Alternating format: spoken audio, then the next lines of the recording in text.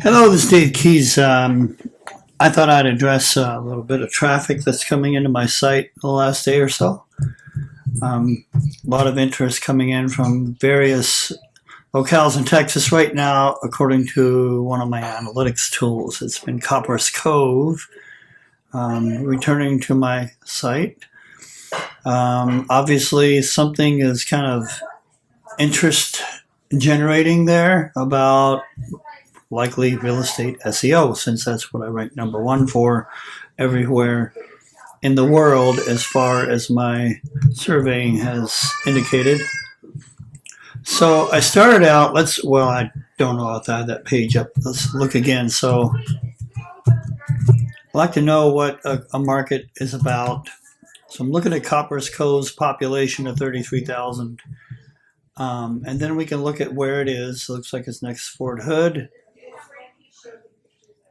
And that is not too far from Waco. So we're kind of in the Dallas area here. Let's see how far we actually are from Dallas. Yeah, it's between Dallas and Austin. So you're going to get a lot of. Now, I'm actually, let's see, up through Georgetown. So I've never been to Copperas Cove. I have family in Round Rock. So we go to Texas frequently. Okay, so let's look at Copperas Cove, for example. And we got Kylene here as part of a market. And all these communities, Belton, and we got a little loop going here on the freeway. I don't know what that's about, but that means there's community there. And of course, Fort Hood and Kylene. And Fort Hood is military. You got a lot of folks in Fort Hood. That's involved with the real estate market. So we just start to assess what we have in availability here. Okay. Some of these folks that go to Fort Hood will decide they like Texas. They're going to come back and retire there, and they may buy property in advance of retirement. So military specialty might be in order here for a real estate business. Certainly a niche that I'm sure has value. And then over here, we've got Lampus. See, there's a Walmart Supercenter that tells me there's enough population to support that. And in essence, like a lot of this area of Texas, people move here to not be, inundated with the metropolitan gridlock of downtown Austin. So they'll start heading out to these outer areas that are still connected somewhat with Austin. Let's see if I got a scale here. 10 miles, 10, 20, 30. It's got 30, 40 miles. There's a little more, but within an hour of Austin, if they've got to go to Austin, but they could likely go to Round Rock or Georgetown and get what they need, or right there in Kylene. Okay, so now we've got a market, kind of a little bit of a demographic here, just an overview. And I'm going to look at what people are searching with Google AdWords keyword tool, which is, of course, to help you buy AdWords, not to give you the greatest data on what to market to, but more what you can buy ads for. But it still gives us an idea of where the search volume might be, and then we have to extrapolate from there what's really valuable to a real estate business.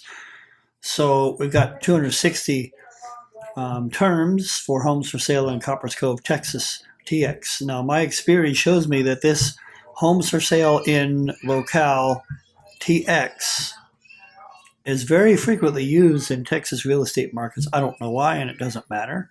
Just the understanding that that is commonly done that way in many locales in Texas. And we have leveraged that back to visibility for websites. It continues to be valuable, and all these other terms too. So now we look at some search results. So I'm going to copy that, go over here to, I chose this one, but we're going to switch to the highest search volume and see what our results are. And I'm running a tool here right now called Moz Toolbar.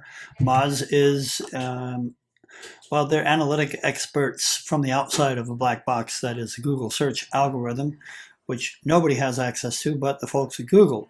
However, Moz is probably about the best, with hundreds of thousands of man hours invested into their statistical analysis of ranking factors. So their scores tend to indicate um, a pretty intelligent assessment of the clout of a website. So we look at the lineup here, and we got homes.com, Zillow, Trulia, and Realtor, which generally for these high value terms are the first four results. Now, I've talked in other videos about the what I call the Zillow experience, where somebody goes to Zillow, and we can do that right now. Go to Zillow and see the lineup here of what we get is some houses for sale. And I'm going to turn the toolbar off for a second, turn it back on later. So we got houses for sale and generally a leaderboard and an attempt to capture the visitor for a lead, okay? And it looks like the map is a little bit off here, so we'll just reload this page and see if we get a better result with the Moz toolbar turned off. There we go. So now we've got homes for sale and a map, and I can use these tools as a consumer and look at houses. So what I do next indicates a lot about what I am as a consumer and what kind of lead I might be. But once I choose a home to look at, then I have an opportunity to contact an agent. And the listing agent is here first, but other agents are here too. So on the leaderboard, I might pick any agent. I'm going to take one more of these, see if there's been a change in the metric here. So yeah, like look at this one, for example. There is, and I chose one like this on purpose because the other one had the listing agent at the top, which indicates that they paid to make sure that they're at the top of this list of agents, but that's not always the case. So I'm looking at this home, and I have 4 agents on the sidebar here with green stars. And so if I'm really particularly interested in their qualifications and I was swayed by these stars, I might pick that one. But the fact is, the listing agent is not any of these folks. I don't see it. But it's here. Okay, she's the listing agent. Maybe Zillow has changed their approach a little bit and now is putting the listing agent at the top. Maybe there was enough complaints to do that.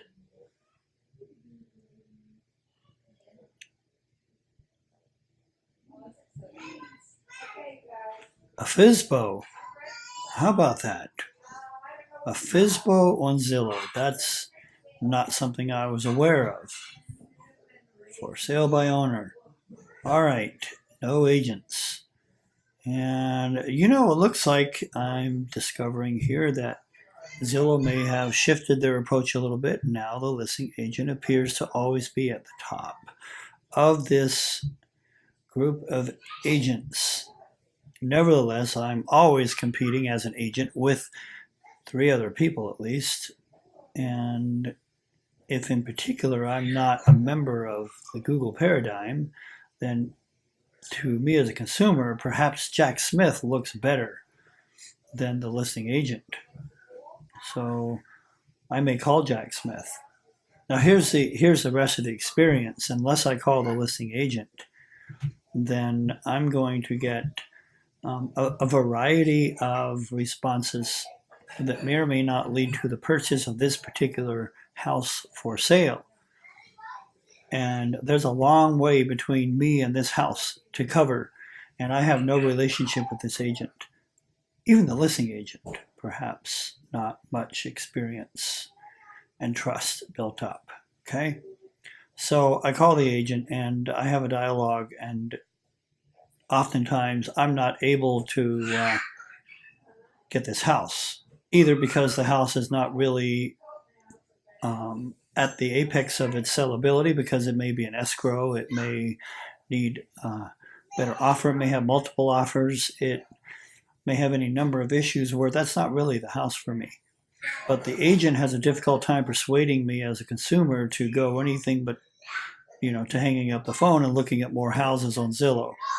Now, it may be conscious or subconscious, but eventually I realize that this is not going to get me a house until I form a trust relationship with an agent, some agent.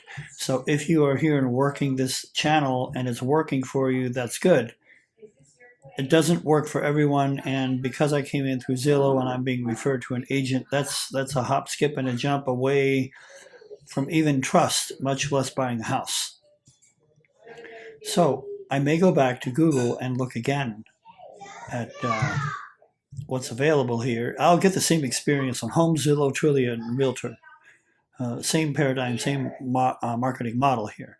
Then the next thing I get is going to be either a local realtor or a national branded site, which will give me a national branded site experience. Now, generally, when I do SEO, I can fight my way up into these top 5, sometimes even above one of these 3 or 4, sometimes. But there's no guarantee of that. But it can happen. Now, once you have these folks that are coming down from the Zillow, Trulia, Realtor, and Homes websites to look for a little bit more, that's where the gold is. And my knowledge of what's happened in these results before are that there is a disproportionate number of people coming to the next site in line, other than the traffic that Google says is typically available for a website in that position. That's why I know that the satisfaction level with the other results are not what Google would normally factor in as traffic metrics that they expect. So you have a higher level. You may have 25% of total traffic coming to the first non-syndicated, non-branded site because people are now looking to see who is local. In this particular market, nobody is local except, nope, not even that one. These are all national branded sites. I'm going to turn the tool back on right now to look at some competition metrics. All right, now we're looking at the Moz toolbar metrics, and we got domain authority and page authority. And these numbers, along with what I call scope and relevance, determine how this is going to line up. So all things being equal, you've got a lineup according to the domain authority. Now you'll see that Zillow evidently has moved their domain authority up to 100, but they're not first. Well, an obvious reason for that is because I said homes for sale, and perhaps homes.com, just because of the domain name with the word homes in it alone, is a little bit more relevant than Zillow, although Zillow has a lot of brand capability. Homes is just able to beat that a little bit. That may change tomorrow, I don't know. And then we have Trulia. You can see the domain authority is weaker. And Realtor.com. And so these generally line up, and then followed by domain authorities in the 70s and 80s or what have you. So you got Century 21, Coldwell Banker, Remax, and Homes and Land, and New Home Source, and finally Yahoo. Now you see Yahoo is a domain authority of 100, so why are they way down here at the bottom? Well, because Yahoo, homes.yahoo.com is treated somewhat like a page on the Yahoo website, and Yahoo is thematically diverse. It's about a lot more things than just real estate. It's also about dogs and celebrities and jewelry and all kinds of things. It's a portal site with almost every topic imaginable on the website. So it comes in a lot lower because it has a lot more thematic scope and coverage of all kinds of things that render it a lot more susceptible to being pushed down search results because it doesn't really have that much power in this one particular topic. Page 2 is going to start to reveal some things to us that are a little bit surprising. Like we've got a domain authority 3 that's beating a domain authority 52 and a 56. Now, why is that? This is specifically because this website here has a lot less scope. It's only covering the local market in Fort Hood, and it's not even about real estate for sale, it's rental properties, but it's what's available for Google to choose from in its algorithms. So as we move down through here, we see more and more rental. Now that doesn't surprise me because a lot of military folks are looking for rentals, and so that's high demand. Now we've got Exit, Heart of Texas Realty, Copperas, Cove, Texas Homes, domain authority of 18, 19. Here we got a 37. Now you start to look at locality, and nobody particularly targeting the Copperas Cove locale, which means if I built a website that specifically targeted Copperas Cove real estate, and I followed the rules of content silo architecture and content relevance, that I could rank a website here fairly fast. 6 months from now, I could be making a very strong presence on page one with the strategies that I use. So here we have an opportunity market in that there's lots of choices for Google. There's not, here we've got a 76 on page, where are we now? Page 3. Got a domain authority 76. The other websites that had lower domain authorities making inroads, but we just don't have things aligned properly for these sites to come in and make a splash onto page one. So whoever ends up working with me is going to find market dominance aside from the syndicates for Copperas Cove. So that's a real opportunity. I'm going to conclude this video here. This is on my website, so right over to the right of this video, you should see a contact form. If you're looking for a way to partner in the Copperas Cove market, I'm certainly interested in the right partnership. So fill in the form, let me know what's happening in your business, and we can talk. This is Dave Keys, real estate SEO expert, signing off.